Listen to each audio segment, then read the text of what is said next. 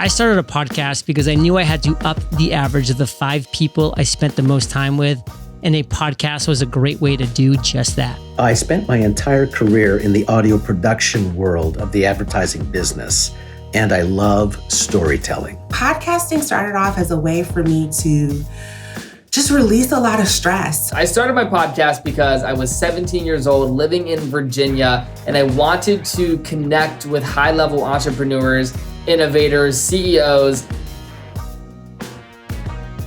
I have Black Pod Collective, the podcast, which is a how-to podcast for podcasters. Entrepreneurs on Fire is all about interviewing the world's most successful entrepreneurs so that I can share their tactics, their strategies, their tips, their successes, as well as their failures.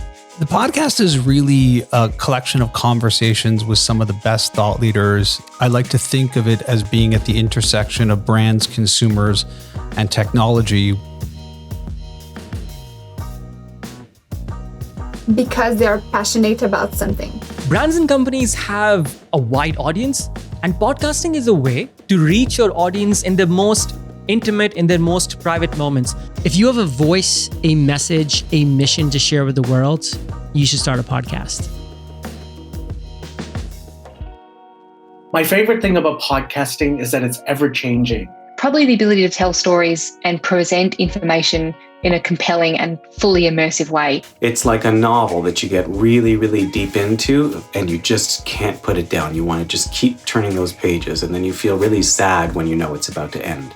I've always felt there's something so profound, almost magical about human voice. And the idea that you can use human voice to tell your story. I think one of the biggest challenges in podcasting is kind of how to punch through the almost 2 million other podcasts that are out there clamoring for attention. Nobody knows you exist. What happens after? It's after the conversation, it's after the recording, it's after the editing, it's after the posting. It's getting people to care. It's growing the audience. Just start. Make sure you spend time on the artwork and the audio. It's so competitive out there now with big media companies playing in the space. You need a great podcast idea. Always aim for excellence, whether you're part of a big broadcaster or you're well-funded or you're doing it independently. Always be consistent.